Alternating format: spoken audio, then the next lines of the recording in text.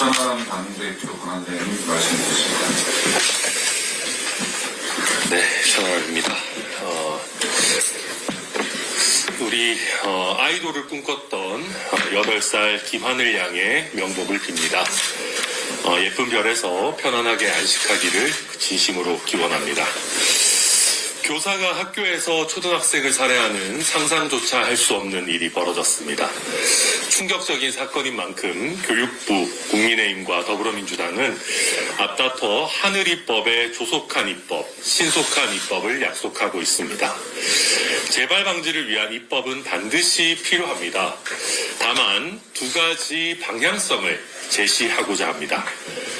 첫째로 신속한 입법보다는 신중한 입법이 필요합니다. 지나치게 조속한 입법을 추진하다 보면 자칫 졸속 입법이 될 수 있습니다. 특히 부작용에 대한 충분한 고려 없이 졸속으로 입법을 하는 경우 정신질환을 앓고 있는 교사들이 낙인 효과, 승진 등에서의 불이익을 우려해서 정신질환을 숨기는 더 심각한 문제점이 발생할 수 있습니다. 그래서 신속 입법, 조속 입법만을 이야기할 것이 아니라 부작용을 최소화하는 신중한 입법을 해야 합니다. 저희 개혁신당이 이주영 정책위 의장을 중심으로 보다 신중한 입법의 방향성을 제시하고자 합니다. 두 번째로 하늘입법이라고 하는 이름은 사용하지 않았으면 합니다. 우리가 과거에도 피해자인 아동의 이름을 따서 법안명을 붙이는, 정식 법안명은 아니라 하더라도 그렇게 사회적으로 명칭을 붙이는 경우들이 있습니다. 그럴 경우에 법안이 설익었더라도 부작용이 예상되더라도 법안에 반대하기가 굉장히 어려워집니다. 그러다 보니까 명확하게 부작용이 예상되고 법안에 부족함이 보이더라도 아무도 도저히 반대한다라는 의견을 제시하지 못하고 문제점을 그대로 간직한 채로 통과되는 경우들이 있어 왔습니다. 그래서 저는 이번 사건에 대한 어떤 제도 개선은 반드시 필요하지만 그 법안의 이름을 하늘입법으로 하는 것에 대해서는 반대합니다. 어제 우리 김하늘 양의 아버님께서 악플 때문에 남겨진 가족들이 너무 많은 아픔을 겪고 있다고 악플을 좀 막아달라고 저희에게 호소하셨습니다. 저는 국민들께 이렇게 부탁을 드리고 싶습니다.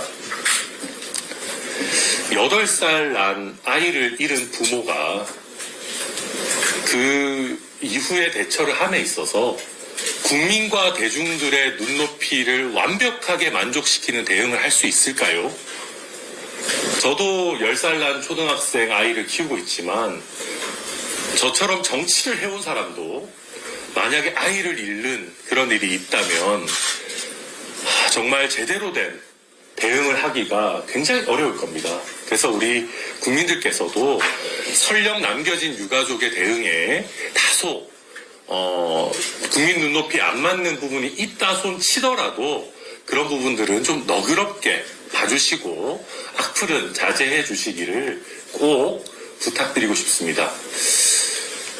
그리고 한 가지만 덧붙이자면 우리 김하늘 양이 좋아했던 아이돌의 조문 여부를 두고 또 여러 가지 갑론을박이 있는 것으로 알고 있습니다. 제가 주제 넘은 얘기인지 모르겠지만 저는 그 아이돌, 그 연예인이 조문을 하지 않는 것이 오히려 더 온당한 것이 아닌가라는 생각도 했습니다.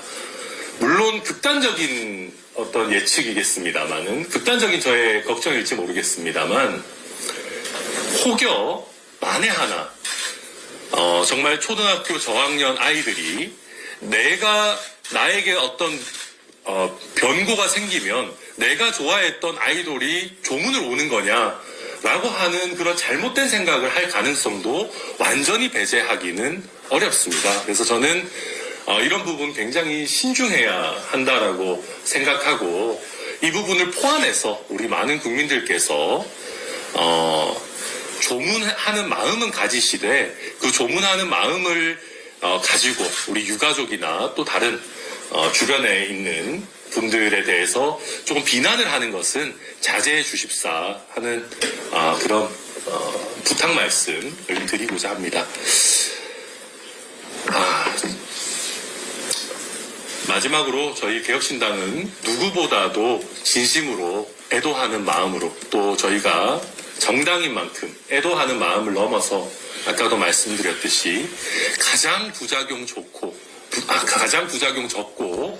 가장 정말 이러한 사태를 근본적으로 방지할 수 있는 그런 신중한 해결책을 마련해 나가겠다라는 약속 다시 한번 드립니다. 이상입니다.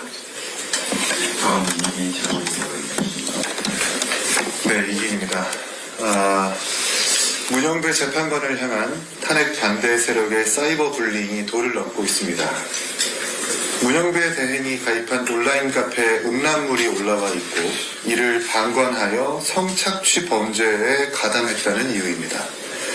그런데 알고 보니 해당 카페는 음란물 사이트가 아니라 고교 동창 카페였고 음란물에 달린 문대행의 댓글은 다른 일반 게시글의 댓글을 붙여넣기 하여 조작한 합성사진이었습니다. 고작 마우스 한번 딸깍하는 10초면 팩트체크가 가능한 이 허구를 두고 국민의힘 윤희숙 의원, 박성훈 의원, 배현진 의원까지 참전하여 끊임없이 확대 재생산하고 있습니다. 심지어 배현진 의원은 문대행의 재판관 사의 요구까지 주장하고 있습니다. 한심합니다. 이성을 잃은 보수가 이 사회에 얼마나 큰 해악을 끼치는지 여실히 보여주는 전형이 아닐 수 없습니다. 조작된 합성사진으로 재판관 사의 요구를 하는 것이 가당키나 하겠습니까? 그리고 고교 동창 사이트에 동문들이 올린 음란물 콘텐츠가 있으면 재판관에서 내려와야 한다는 논리는 그야말로 신박합니다. 그러는 국민의힘 국회의원들의 동문 커뮤니티는 깨끗합니까? 당장 본회의장에서 비키니 사진을 뚫어져라 쳐다봤던 인사가 귀당의 원내대표 아닙니까? 성인이 성인물을 보는 것은 잘못이 아니지만 제 눈에 들보는 보지 못하는 내로남불은 그야말로 죄악입니다. 제발 이성을 찾읍시다. 헌재를 공격하고 허위의 사실로 재판관을 조리돌림한다고 해서 있었던 계엄이 없어지지는 않습니다. 지금은 차분히 탄핵 심판에 임하고 격앙된 민심과 여론을 달래기 위해서 고개를 숙이는 반성의 정치가 그 어느 때보다 필요한 법 아니겠습니까? 이상입니다. 다음 전성길 최고위원입니다. 네, 전성균입니다. 26년 만에 최악의 고용 한파가 닥쳤습니다. 정부가 운영하는 취업 포털 워크넷에 따르면 100명이 28개의 일자리를 놓고 경쟁하고 있는 상황입니다. 청년들은 취업을 포기하고 그냥 쉰다라는 사람이 42만 명을 넘었습니다. 제조업, 건설업, 대기업, 공공기관까지 채용을 줄이며 일자리 시장이 그야말로 얼어붙었습니다. 이 와중에 정치권은 미래 세대를 위해 개혁은 뒷전이고 탄핵 공방만 정쟁에만 몰두하고 있습니다. 대한민국 정치가 멈췄습니다. 먹사니즘과 잘사니즘으로 바꾸겠다는 민주당의 선언 뒤에는 국민소환제만 남았습니다. 국민소환제가 경제를 살릴 수 있습니까? 기본사회 정책이 성장 동력이 될 수 있습니까? 기업이 살아야 일자리가 생깁니다. 경제를 살리겠다면서 정작 규제 완화 법안 하나 제대로 발의하지 않는 상황입니다. 이게 이제 말이 아니라 행동으로 보여주십시오. 공공부문 채용 확대가 단기 대책이 될 수 있겠지만 본질적인 해법은 민간의 활력이 되살아나는 데 있습니다. 규제를 확 풀어야 합니다. 네거티브 규제로 전환해야 합니다. 성장 없는 분배는 불가능합니다. 이제 정치가 움직여야 합니다. 보여주기식 현장 방문이 아니라 일자리와 경제를 위한 개혁에 즉각 나서주시길 촉구합니다. 감사합니다. 이재용 정책위원입니다. 이주영입니다. 대전 초등학교 살해 사건의 피해자인 하늘양의 빈소에 다녀왔습니다.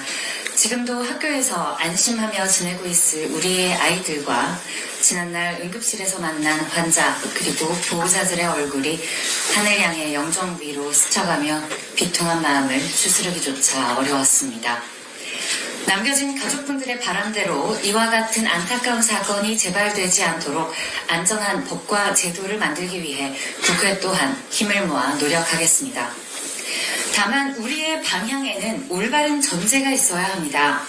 절대 다수의 교사들은 오늘 이 순간에도 그 누구보다 무거운 마음으로 아이들 앞에 서 계실 겁니다. 이 사건이 교사 살해 사건으로 명명된다거나 학교를 비롯한 여러 교육 현장 일선의 선생님들께 불필요한 불신이 씌워지거나 여론 방향과 문제 해결의 방식이 교권과 인권의 침해로 이어져서는 안 됩니다.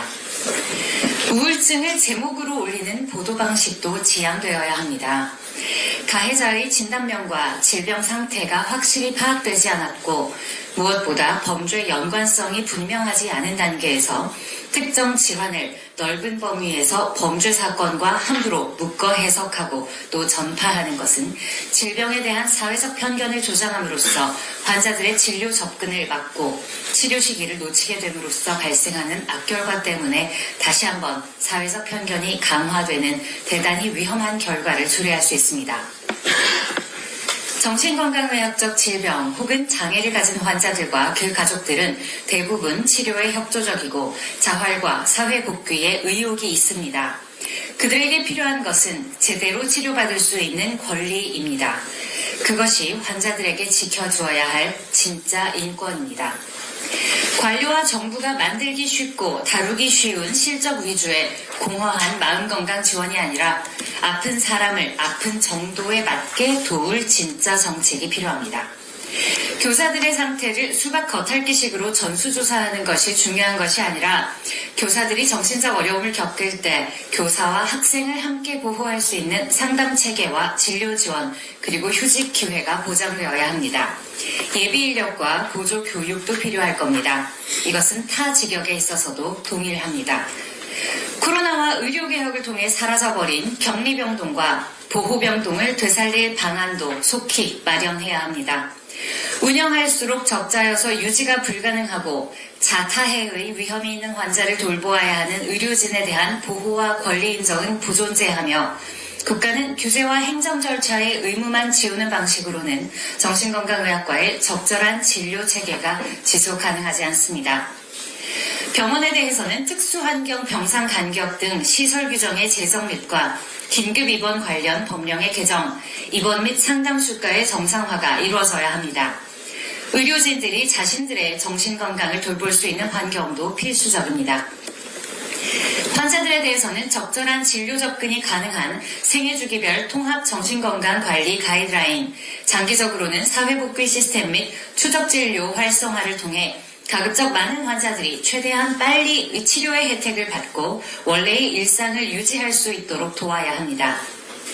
범죄를 저지른 개인과 누구에게도 생길 수 있는 질병과 모두에게 잘 적용되어야 할 법 제정은 다르게 접근되어야 합니다. 학생들의 안전, 교사들의 안전, 그리고 환자들의 안전을 지키기 위한 실질적 정책, 개혁신당은 현장과 함께 만들어가겠습니다. 다시 한번 하늘 향해 명복을 빕니다. 이상입니다. 네, 회의를 비공개로 진행하고 있습니다. 언론인 여러분들